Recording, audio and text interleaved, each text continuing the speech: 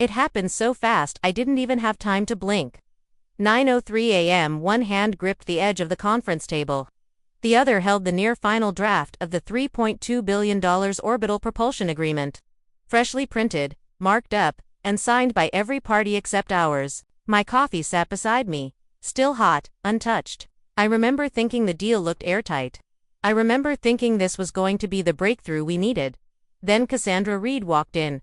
She didn't pause at the doorway, didn't clear her throat, didn't wait for protocol or pleasantries. She simply stepped forward, pulled the contract from my hands, and said, "We're moving in a different direction, Monroe. Effective immediately."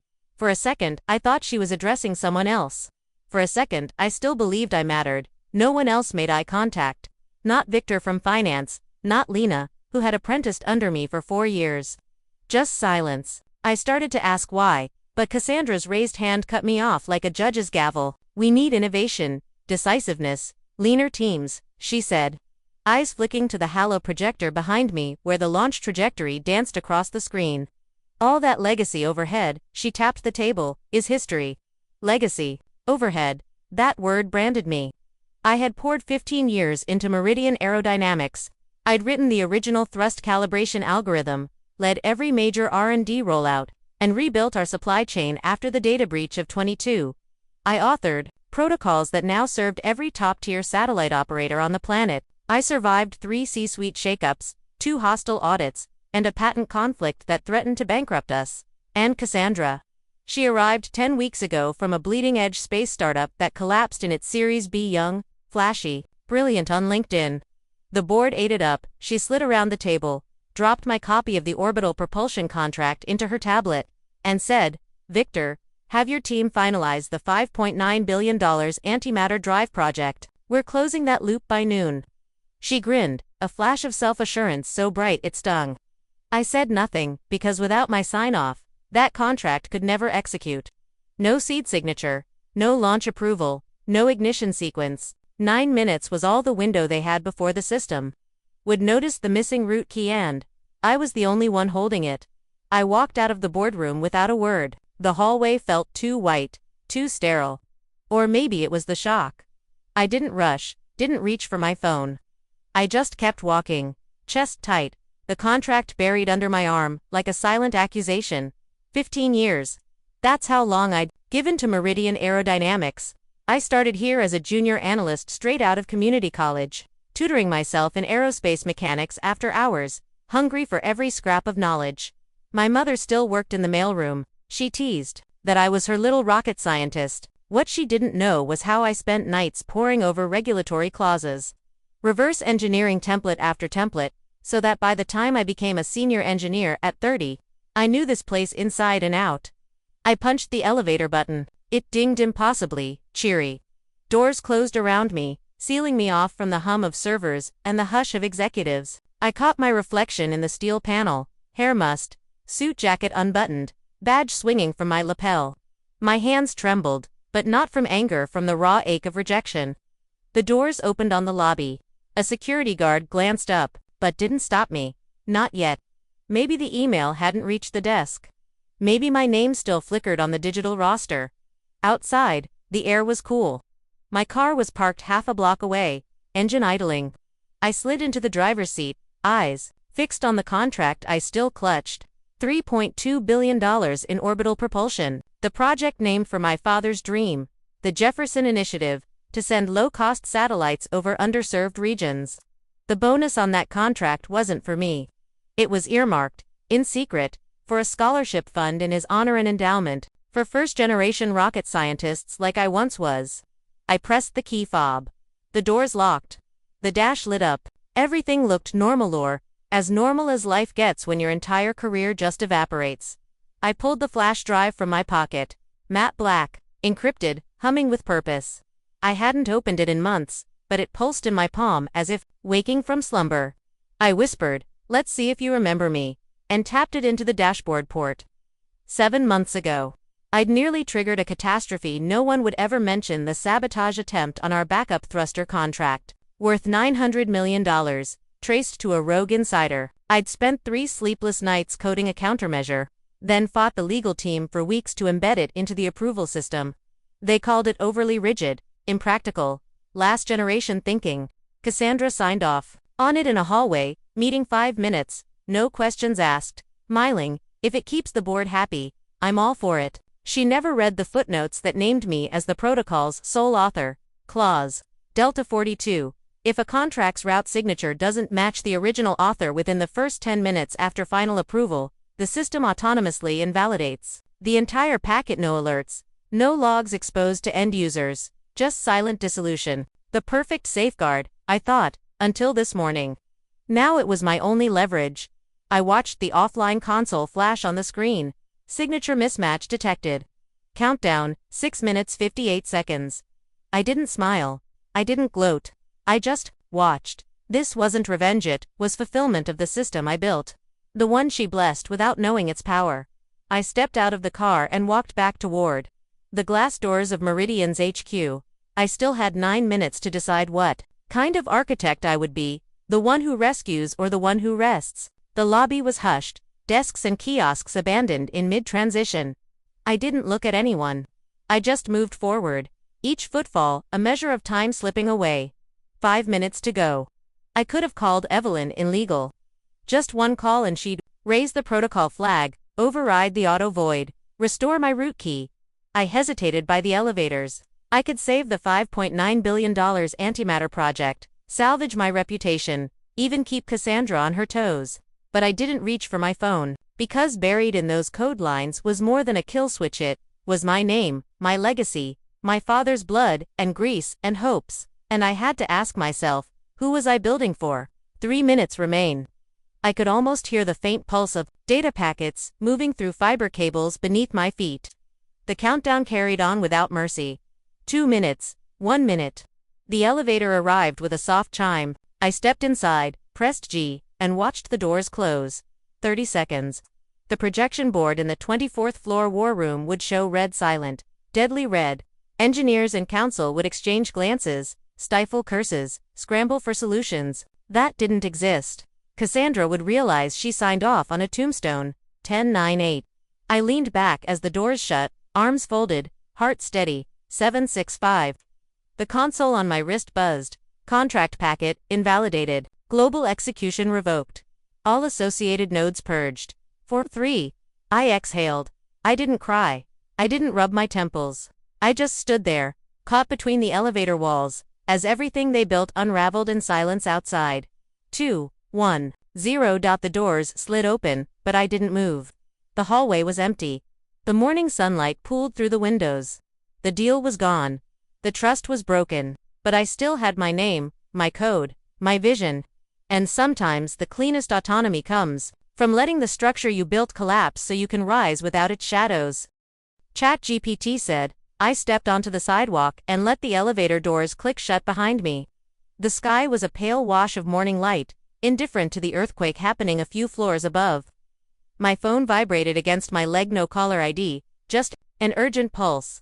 I ignored it and kept walking, past the revolving doors, past the security gate, past a row of potted ferns that used to be a backdrop for promotional photos. They looked as lifeless as I felt. The city thrummed around me, deliveried bikes, weaving between cars. Suited professionals clutching coffee cups, a street musician strumming an electric violin. None of it paused for the silent havoc I'd just unleashed. I climbed into my car, slid behind the wheel, and finally checked the screen. 10 missed calls from Evelyn, 3 from Victor, and a dozen voicemails from unknown numbers. I didn't listen. Instead, I tapped the call log and pressed block on Meridian Aerodynamics' main switchboard, then on Cassandra Reed's direct line. A small victory, but it felt good. I drove aimlessly, letting the cluster of traffic lights turn green and red without intention. My mind replayed the last 10 minutes in slow motion. Cassandra's curt dismissal, the flash of her designer cufflinks, the way she tapped her tablet as if erasing me with a flick. The hush in the boardroom after she spoke. The flash drives, soft glow in my palm. The countdown creeping down to 0. And finally, the confirmation message that shrank a $5.9 billion project into digital ash. I passed a pop-up cafe on 5th Street where I'd held my last team meeting. Brainstorming fuel cell prototypes over oat lattes. I nearly turned in, but a flash of caffeine-soaked memories stopped me. I didn't want to hide in old familiarities. I needed new ones. I ended up at the waterfront, where the harbor stretched out in rows of cranes and cargo ships. An ocean of potential waiting for someone to chart a course. I parked facing the water, switched off the engine, and let the diesel hum fade. My phone buzzed again, this time a text. Meridian system down. Bored in chaos. Meet at HQ in 2 hours. Evelyn. I stared at the message, thumb hovering over reply. But I didn't reply. Instead, I turned on the ignition and pulled away, heading north toward the industrial district. 7 months earlier, I'd registered Vale Dynamics Inc. as a shell company, just a placeholder in case I outgrew Meridian, or, worse, if Meridian outgrew me. I'd forgotten about it until Cassandra's email landed in my inbox last night. Transition plan attached. Kindly review. The PDF was empty, no plan, just a formality she'd CC'd to shut me out. But it reminded me of the dormant LLC gathering dust in Delaware. I parked outside a concrete warehouse, marked Unit 14, and dug the LLC paperwork from my glove compartment. Articles of incorporation, employer ID, bank account, everything ready. I slid a USB drive into the door access reader. A green light flashed. I'd pre-leased this space 6 months ago, never imagining I'd actually move in. Inside was a cavernous workshop, bare concrete floors, exposed beams, industrial lighting.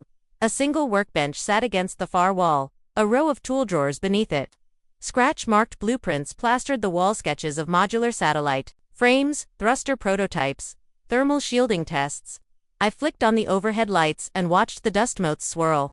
This was mine now, in a way Meridian never would be. I spent the next hour unpacking. My laptop, the encrypted flash drive. A stack of notebooks filled with half-drafted proposals and design concepts. I hooked up the laptop to a rack of servers I'd shipped in from my apartment, enough to compute, to run orbital simulations at scale. Then I opened a fresh terminal window, created a secure enclave, and transferred Clause Delta 42's codebase from the flash drive into my new repository.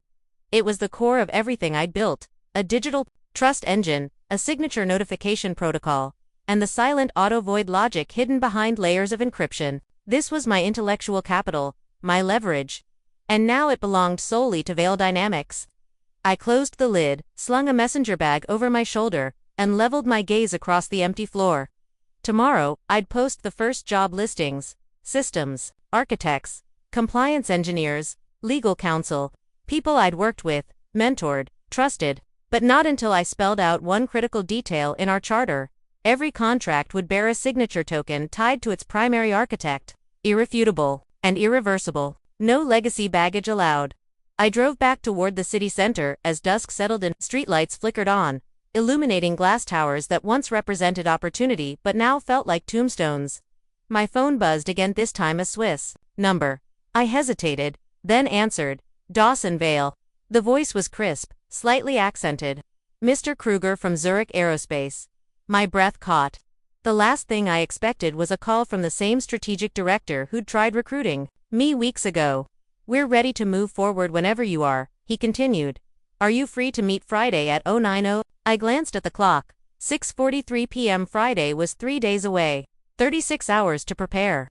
I felt a spark, an ember of something I hadn't felt in years. Anticipation. I'll be there, I said, voice steady. Send the details. I ended the call and let my head rest against the seat. Former colleagues would be scrambling to understand what happened today. Cassandra would be fielding calls from investors demanding answers.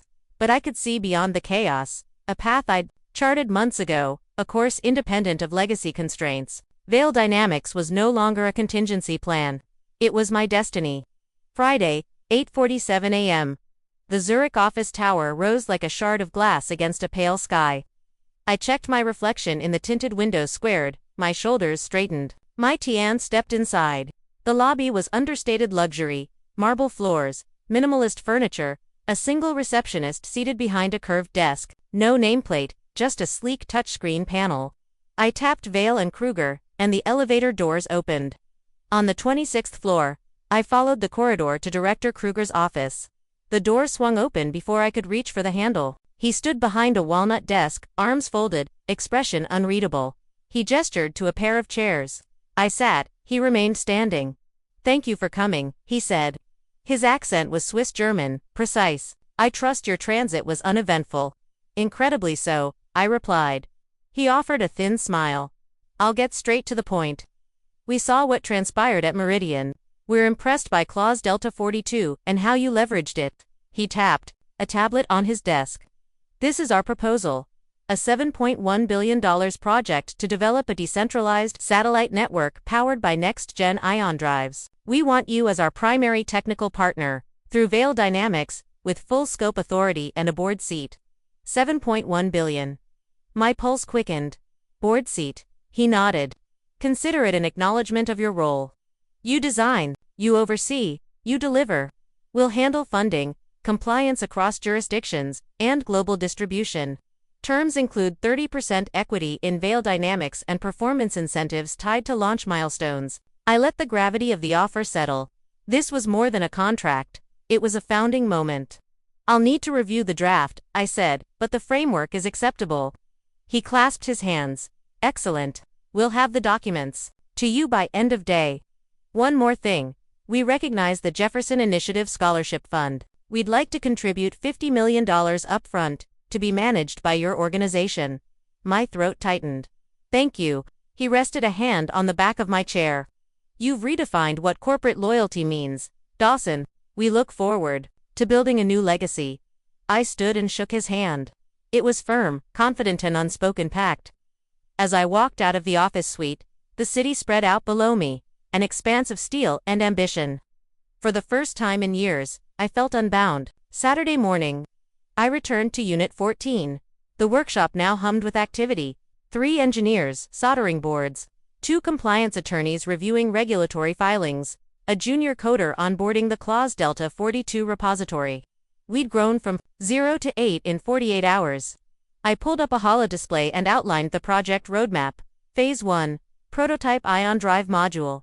Phase 2, Orbital Test Bed Launch. Phase 3, Network Deployment and Ground Station Integration. Each milestone tied to a smart contract on a permissioned ledger, another concept I'd quietly pioneered at Meridian but never fully exploited. Here, it was central, transparent, immutable, architect-centric. One of the engineers, Marie, looked up. Contract draft is ready for signing, she said. She handed me a stylus. On the holoportal, the document floated in midair, sections highlighted, responsibilities, IP clauses, token authority. I reviewed the signature section. Primary architect, Dawson Vale Digital Signature Key, DVQZ317X. Exactly as intended. I placed the stylus to the signature field and spoke. Primary architect Dawson Vale. A soft chime confirmed my biometric voice print. The token was issued. The smart contract triggered disbursement to our operating account. Seed funding from Zurich Aerospace and initial investment from my own reserves. All denominated in digital credits. My phone buzzed. An email from Meridian's board secretary. Final invoice for severance package attached. I closed it without reading. I'd already negotiated terms before I left. A non-compete clause nullified by a force majeure clause, buried deep in my original employment contract. In short, they owed me nothing but couldn't prevent me from competing. I leaned back and exhaled. Across the room, the compliance attorney whispered, "They just filed an injunction seeking to freeze your assets in V." I leaned against the workbench, tracing the engraved serial number on the thruster prototype as the first daylight streaked through the dusty windows. Outside, the harbor's bustle began again. Cranes swung into motion. Rigs glided across the water. Gulls circled impatiently. Inside, Vale Dynamics hummed quietly. Engineers bent over circuit boards. Compliance teams reviewed draft filings, and our small cadre of scholars prepared flash presentations on aerothermodynamics and orbital mechanics, eager to share their breakthroughs under the Jefferson Initiative. My wrist console buzzed with a secure notification. Meridian's injunction had been filed in the Delaware Chancery Court, seeking to freeze our Swiss accounts and void the Zurich Aerospace contract. I tapped into the ICS-ID arbitration portal. As expected, the claim was automatically redirected to The Hague under our multi-jurisdictional escrow clause. I marked the time, 8:13 UTC. They had 24 hours to respond before the escrow dispensed funds irrevocably. I let the display fade, my focus already shifting to the next task, the first prototype test, firing in the adjacent hangar. I slipped on a pair of protective goggles and followed Ellen, our lead propulsion engineer, into the bay. The test stand loomed 30 feet tall, its steel frame crisscrossed with sensors and cabling. The thruster unit nestled at its core, lined up with diagnostic ports and telemetry links. A tech in an orange vest gave me a thumbs up. The data feeds on my wrist synced instantly to their console. Ellen's voice crackled over the intercom. Ready for ignition sequence. I nodded. Proceed. She tapped the control pad. Valves hissed, pumps whirred, and for a fleeting instant the world went silent. Then the ignition, a soft blue plume lanced out into the vacuum chamber, thermal cameras flaring to life as they tracked the exhaust profile. Data scrolled on monitors, thrust vector holding, chamber pressure stable, specific impulse within 10 parts per million of our simulation. Ellen exhaled, a triumphant grin beneath her mask. I unclipped my goggles and let a small smile surface. This was more than a successful test, it was proof that vision paired with rigor could yield breakthroughs outside the confines of legacy structures. That afternoon, I convened a virtual meeting with Matthias Kruger and the Zurich Aerospace Board. They dialed in from Geneva, Singapore, and Boston. The holo display arranged their avatars around the conference table. I updated them on the test results, shared live telemetry, and confirmed that the arbitration window was closing in Meridian's favor. When I finished, Matthias leaned forward. Impressive work, Dawson. The arbitration process is underway, but I have every confidence it will affirm our contract. Our legal team reports the ICD panel already moving on expedited review. Assuming no surprises, funding will be irrevocable by tomorrow morning. I inclined my head. Understood. I'll prepare the public technical report for release, alongside the arbitration statement. He nodded. Excellent. Also, the Jefferson Initiative's $50 million disbursement is ready. Our philanthropic division will coordinate with your legal counsel to finalize the governance structure. I tapped a command on my tablet and summoned the draft charter for the scholarship fund. Here, I said, scrolling through the clauses that ensured transparent grant selection, annual auditing by an independent trustee, and naming rights, the Alice Montero Foundation for First-Generation Aerospace Engineers, honoring former head of propulsion who mentored me so many years ago. This aligns with our mission, not just building hardware, but building human capital. Across the table, one board member's avatar, a slender man in his 60s, smiled, a fitting tribute. I look forward to seeing the first cohort. We wrapped the meeting, and I exhaled a breath I didn't realize I'd been holding. Vale Dynamics was off to the races, operational funding secured, legal protections locked, technical milestones on schedule, and a clear public mission in place. That evening, in the quiet of the workshop, I walked among the prototypes and server racks, each a testament to hours of iterative design. I paused at the holo display where the smart contract logs scrolled, signature confirmations, funding, disbursements, scholarship allocations. It was all there, immutable, transparent, architect-centric. No one could bypass the system without my token. No one could rewrite history without consensus from the chain. My phone vibrated, a short message from Evelyn back at Meridian. We've withdrawn the injunction. Assets unfrozen. Arbitration panel dismissed. They offered to settle for return of proprietary code in exchange for release from non-compete and confidentiality regarding Clause Delta 42. I let the message sit. I'd predicted a settlement offer. It was the last flicker of their old playbook. But I had no intention of handing over the code that launched a new paradigm. Instead, I deleted the message and powered off the device, a deliberate black hole severing any lingering ties. Across town, Meridian's tower gleamed under the setting sun, its windows now tinted with uncertainty. I pictured Cassandra Reed, on the 24th floor, flanked by crisis teams, forced to reckon with the collapse of protocols she never understood. I felt neither triumph nor schadenfreude, just a calm sense that the ecosystem was rebalancing. Companies too dependent on silos and ego would yield to those built on transparency and empowered architects. 2 weeks later, the first satellite, prototype fueled by our ion thruster, lifted off from a Pacific launch site. I watched from an operations trailer, eyes glued to telemetry, as it reached orbital insertion with laser-precise accuracy. Data streamed in, attitude control, nominal, power systems stable, communications link established. The test satellite unfurled its lightweight solar arrays and oriented itself toward Earth, sending back images of coastlines and cloud patterns. Beneath each image, a metadata tag. Credits: Jefferson Initiative, Vale Dynamics and Zurich Aerospace. I allowed myself a small smile. That night, I attended our inaugural scholarship award ceremony via holographic link. 11 students of factory workers, teachers, and first responders stood beaming as their names were read aloud. Each received a letter of acceptance into top aerospace programs, full scholarships, mentorship pairings, and internships at Vale Dynamics. Their faces glowed with hope. I felt a lump rise in my throat.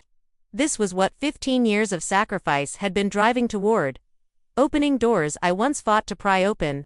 When the ceremony ended, I closed the hollow portal and surveyed the workshop. Empty under the soft glow of LEDs, the thruster prototype, now a relic of our first success, stood on its pedestal, alongside models of future satellites and sketches for the next generation of propulsion systems. I thought of Meridian, of the deals and corridors and boardrooms where ambition without empathy reigned. I thought of my father, the welder whose hands built bridges and pipelines with calloused care, trading gears for glory but never forgetting the people who relied on his craft. In that moment, I felt a quiet certainty. Vale Dynamics wasn't just a company. It was a new ethos, one where architects owned their creations, where contracts embodied accountability, where technology served humanity rather than hollow profit. The sky above was no longer a boundary, but a canvas. I reached out and switched off the lights, leaving the workshop to rest under the hush of midnight. Outside, stars winked into view. I stepped into the cool air, head tilted toward the heavens. Tomorrow, there would be new challenges, regulatory hurdles, technical setbacks, market shifts. But for now, in the stillness of that rooftop terrace, I let the soft breeze